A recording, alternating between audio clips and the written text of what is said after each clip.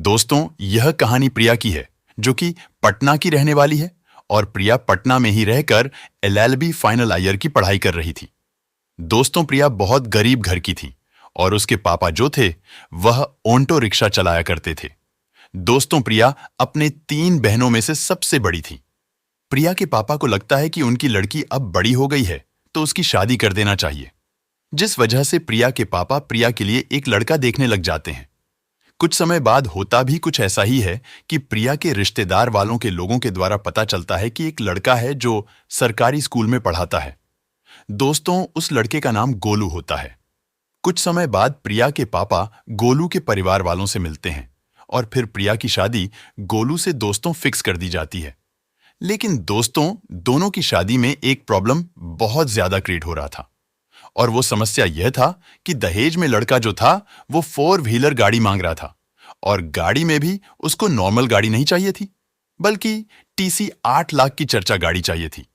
लेकिन दोस्तों, प्रिया के जो पापा थे वह बहुत ज्यादा गरीब थे और वह इतना महंगा गाड़ी या फिर इतना ज्यादा दहेज नहीं दे पा रहे थे। लेकिन फिर भी जब रिश्तेदार के लोग आपस में मिलजुल कर बातचीत करते हैं तो उन दोनों के बीच में, दोनों परिवारों के बीच में बातचीत बन जाती है और प्रिया के पापा गोलू के घर वाले से और गोलू से कहते हैं कि बेटा, हमको जितना भी बनेगा मैं तुमको उतना दहेज दे दूंगा, लेकिन बात अगर गाड़ी की है तो मैं गाड़ी उतना महंगा तुम्हें नहीं दे पाऊंगा जो मुझे अच्छा लगेगा, जो मुझे समझ में आएगा वही गाड़ी मैं तुम्हें दे दूंगा। लेकिन दोस्तों, जो गोलू था वो एकदम से जिद पकड़ लिया था कि नहीं, उसको 30 लाख की बड़ी गाड़ी चाहिए। लेकिन दोस्तों, गोलू जो था वो प्रिया को छोड़ना भी नहीं चाहता था, क्योंकि दोस्तों, प्रिया दिखने में बहुत ज्यादा सुंदर थी और वह पढ़ने में भी अच्छी थी। वो एलएलबी की तैयारी कर रही थी, तो कुछ समय बाद वो एक जज बन जाती है। अगर वह जज नहीं बन जाती तो वह वकील तो पक्का बन जाती, जिस वजह से गोलू के परिवार वाले सोचते हैं कि लड़की पढ़ने में काफी ज्यादा अच्छी है तो मेहनत करके कैसे भी शादी को कर लिया जाए। उसके बाद दोस्तों, गोलू के पापा मम्मी प्रिया के पापा से बातचीत करते हैं और कहते हैं कि ठीक है, आपको जो अच्छा लगेगा दहेज में दे दीजिएगा। उसके बाद दोस्तों, प्रिया और गोलू की शादी दोनों की फिक्स कर दी जाती है। लेकिन दोस्तों, जो प्रिया के पापा थे वो शादी को लेकर बहुत ज्यादा परेशान थे, बहुत ज्यादा टेंशन में थे, क्योंकि दोस्तों, वो एक ऑटो रिक्शा चलाने वाले आदमी थे और उनके पास इतना पैसा नहीं था कि वह दहेज का सारा सामान खरीद पाए और लड़के को 30 से 35 लाख की गाड़ी दे पाए। दोस्तों, प्रिया के पापा के पास उनकी एक छोटी सी जमीन थी और उसी जमीन पर वो लोग अनाज वगैरह उगाते थे और उसी से जो अनाज होता था वो लोग खाते थे, अपनी जीविका चलाते थे। दोस्तों, अब प्रिया के पापा के पास और कोई रास्ता समझ में नहीं आ रहा था। प्रिया के पापा उस जमीन को गिरवी रख देते हैं और उससे जो पैसा मिलता है उस पैसे से गोलू को दहेज देने के लिए सारा सामान खरीदते हैं। फिर दोस्तों, वो 10 लाख की एक 4 व्हीलर गाड़ी भी खरीदते हैं।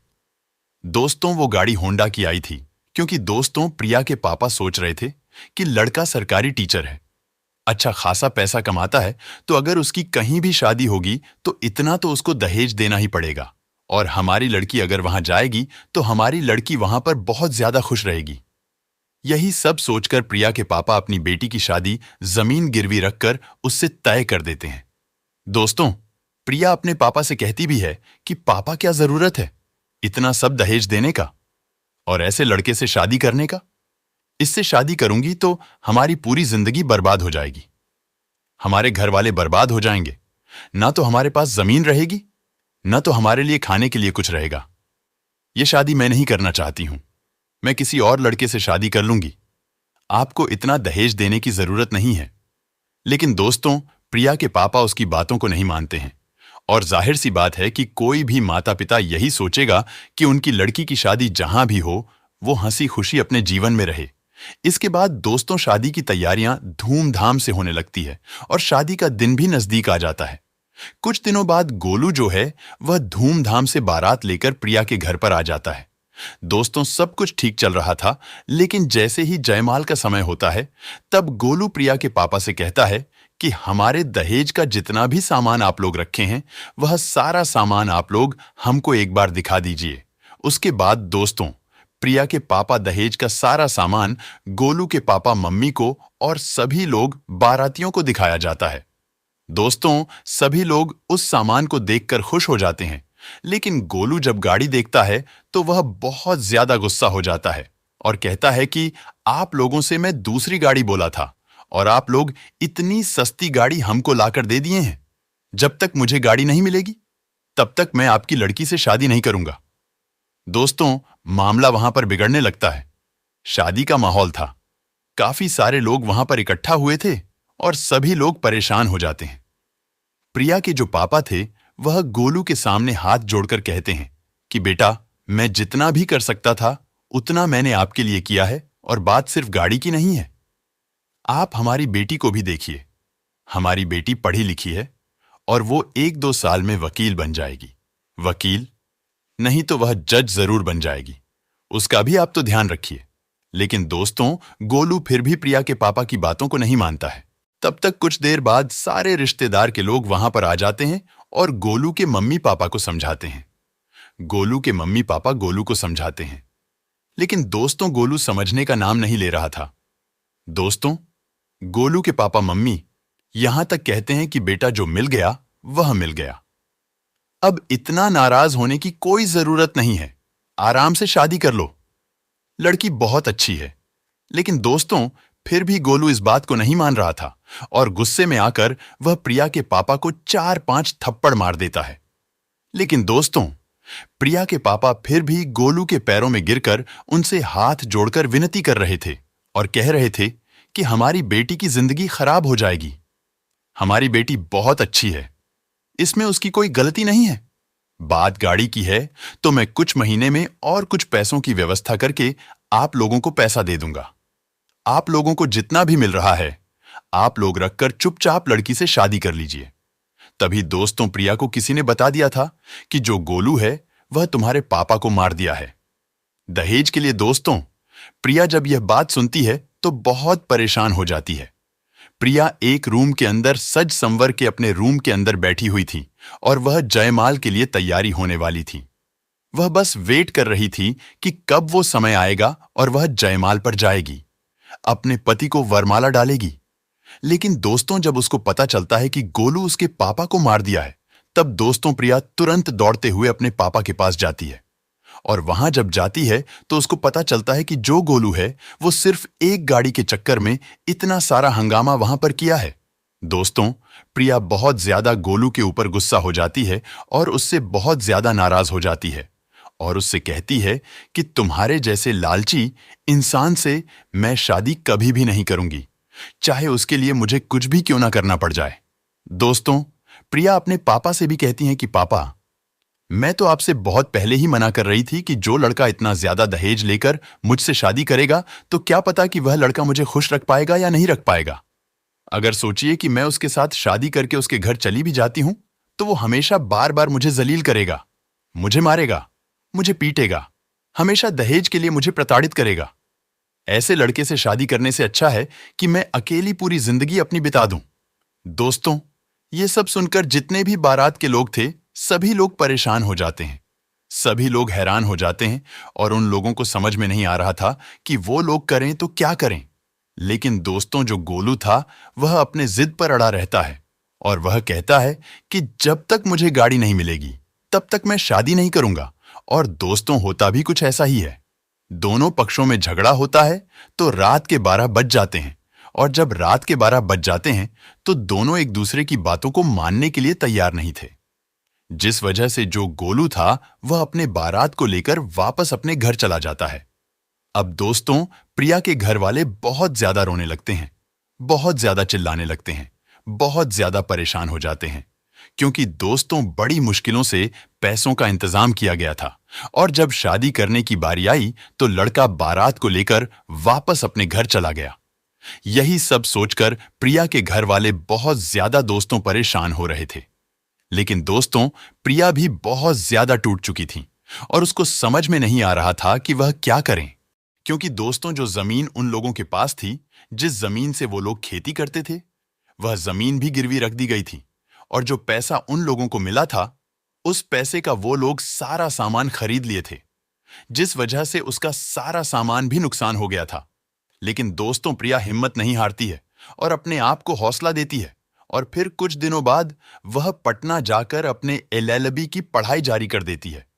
दोस्तों, प्रिया के गांव में ही एक लड़की की शादी थी, तो प्रिया के पापा सारा सामान कम पैसों में ही उसको दे देते हैं, जिस वजह से उनको कुछ पैसा मिल जाता है और वह सामान भी बिक जाता है। अब दोस्तों, प्रिया पटना में रहकर खूब मन लगाकर अपनी पढ़ाई कर रही थी, और जब उसका एलएलबी की पढ़ाई जो है वह कंप्लीट हो जाती, तब वो सिविल जज की तैयारी शुरू कर देती है। और पढ़ाई करने के साथ साथ दोस्तों, वो छोटे छोटे बच्चों को भी पढ़ाती थी, जिससे थोड़ा बहुत उसका खर्च निकल जाया करता था। दोस्तों, प्रिया पहली बार सिविल जज का जब एग्जाम देती है तो उसका नहीं निकल पाता है। वो एग्जाम में फेल हो जाती है, लेकिन वो हिम्मत नहीं हारती है और वह फिर से तैयारी करती है और दूसरी बार एग्जाम देती है। लेकिन दोस्तों, दूसरी बार भी उसकी किस्मत साथ नहीं देती है। कुछ नंबर से उसका सिलेक्शन नहीं हो पाता है। लेकिन दोस्तों, वो अपना हौसला छोड़ती नहीं है, अपना हौसला बरकरार रखती है। और जब तीसरी बार वह सिविल जज का एग्जाम देती है तो दोस्तों, उसका एग्जाम पास कर लेती है और कुछ महीनों बाद वो सिविल जज में उसका सिलेक्शन हो जाता है। दोस्तों, जिस दिन प्रिया का सिलेक्शन सिविल जज में हुआ था, उस दिन प्रिया बहुत ज्यादा रोई थी, अपने पुराने दिनों को याद करके, क्योंकि दोस्तों, उसकी जिंदगी में बहुत कड़ी मुश्किलों का सामना करना पड़ा था। शायद वह अपनी जिंदगी में ऐसा सोची भी नहीं थी कि उसको इतने सारे मुश्किलों का सामना करना पड़ जाएगा। शायद आप लोग इस कहानी के माध्यम से दोस्तों नहीं समझ पाएंगे, लेकिन जिस इंसान के ऊपर इतना कुछ बीत रहा होगा, वो इंसान बहुत अच्छे से समझ जाएगा। दोस्तों, प्रिया जब जज बन जाती है तो उसके घर वाले उसे बहुत ज्यादा खुश हो जाते हैं और सोचते हैं कि चलो, अच्छा हुआ कि उसकी शादी गोलू से नहीं हुई है। दोस्तों, यहां तक कि प्रिया के गांव के चारों तरफ यह बात फैल जाती है कि प्रिया अब एक सिविल जज बन चुकी है, और यह बात अखबारों के माध्यम से सभी लोगों के पास पहुंचा आती है। दोस्तों, यह बात गोलू के घर वालों को भी पता चल जाती है कि प्रिया अब सिविल जज बन गई है, जिस वजह से गोलू के घर वाले बहुत ज्यादा पछता रहे थे। दोस्तों, गोलू को जब यह बात पता चलता है कि जो प्रिया है वो सिविल जज बन चुकी है, तो वह भी बहुत ज्यादा हैरान हो जाता है और वह अपने मन में ही सोचने लगता है कि शायद हमको उस दिन प्रिया से शादी कर लेना चाहिए था। लेकिन दोस्तों, जब प्रिया सिविल जज बन जाती है तो उसकी पोस्टिंग कई जगह पर होती है। कभी इधर कभी उधर कई जगह उसकी पोस्टिंग होती है। लेकिन 2-3 साल बाद जब प्रिया की पोस्टिंग बिहार के गया जिले में होती है, तो वहां पर दोस्तों वो अपनी सेवाएं पर दान कर रही होती है, जज की सेवाएं दे रही होती है। तभी दोस्तों, कोर्ट में एक 50 साल की बूढ़ी औरत आती है और प्रिया से वो कहती है, अपने वकील के द्वारा कि जज साहब, हमारी जमीन हमारे पड़ोसी के लोग कब्जा कर लिए हैं और मेरे पास मेरे जमीन का सारा कागज भी है। लेकिन जब मैं उन लोगों से बोलती हूं कि हमारी जमीन पर कोई खेती वगैरह मत करो, कुछ भी काम मत करो, तो वो लोग मुझे बहुत ज्यादा मारते हैं, मुझे बहुत ज्यादा प्रताड़ित करते हैं। जज साहब, वो लोग बहुत पैसे वाले हैं, मैं चाहकर भी उनसे कुछ नहीं कर पाती हूं, उनका कुछ नहीं बिगाड़ पाती हूं। अब आप ही मेरा सहारा है, आप ही मुझे इंसाफ दिला सकती है। दोस्तों, प्रिया उस औरत की जमीन का कागजात वगैरह देखती है तो सब कुछ सही था। जितनी भी जमीन थी, वो सारी जो जमीन थी उस औरत के नाम पर थी, लेकिन जबरदस्ती उन लोगों ने उसके जमीन को कब्जा कर रखा था। दोस्तों, प्रिया अपने कुछ अधिकारियों से बातचीत करती है और उन लोगों के पास जो लोग जमीन कब्जा किए थे, उनके पास नोटिस भिजवाती है और कुछ समय बाद उन लोगों को कोर्ट में पेश किया जाता है। दोस्तों, जब प्रिया उन लोगों को कोर्ट में देखती है तो बहुत ज्यादा हैरान हो जाती है, क्योंकि दोस्तों, उस औरत का जमीन जिन लोगों ने कब्जा किया था, वो लोग कोई और नहीं थे बल्कि वही गोलू था और गोलू के पापा थे। और ये सब देखकर प्रिया बहुत ज्यादा हैरान हो जाती है, उसके पैरों तले जमीन खिसक जाते हैं। दोस्तों, गोलू के पापा प्रिया को पहचान जाते हैं और प्रयास कहते हैं कि जज साहब, हमारी जमीन है, हम लोग भी सालों से उस जमीन पर खेती करते हैं, लेकिन यह औरत हमारे बगल की रहने वाली है और यह हमारे ऊपर झूठा इल्जाम लगा रही है।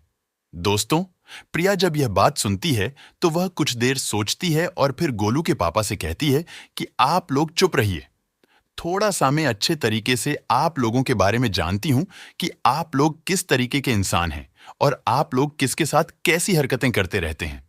उसके बाद दोस्तों कोर्ट के अंदर ही लेखपाल को बुलाया जितना तुम लोग कब्जा किए हो वो सारा जमीन तुम और उस औरत को वापस करो और 6 महीने के अंदर तुम लोगों ने कोई भी गलत कदम उठाया तो कभी भी उसके साथ कुछ गलत करने की कोशिश किया तो मैं तुम लोगों को जेल की सलाखों के पीछे भिजवा दूंगी और पूरी जिंदगी जेल के अंदर ही तुम्हें गुजारनी पड़ेगी।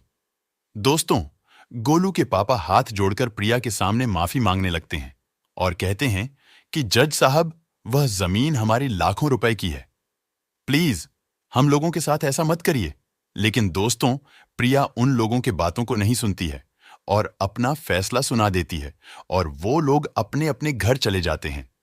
दोस्तों, गोलू और गोलू के पापा यहीं पर हार नहीं मानते हैं।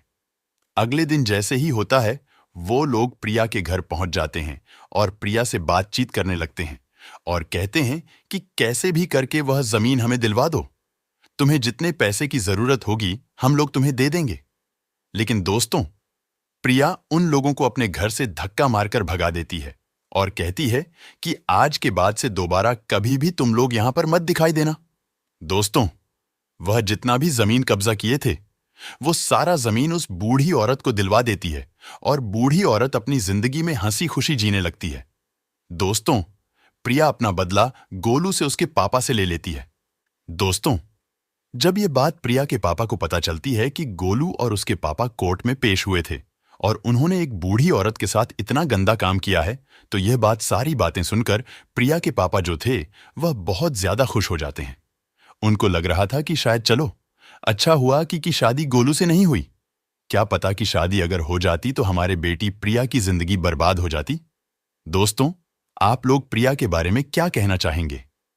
प्रिया ने जो गोलू के साथ उसके पापा के साथ किया था, क्या वो सही किया था या फिर गलत किया था? दोस्तों, हमारी नजर में प्रिया ने 100% सही किया था।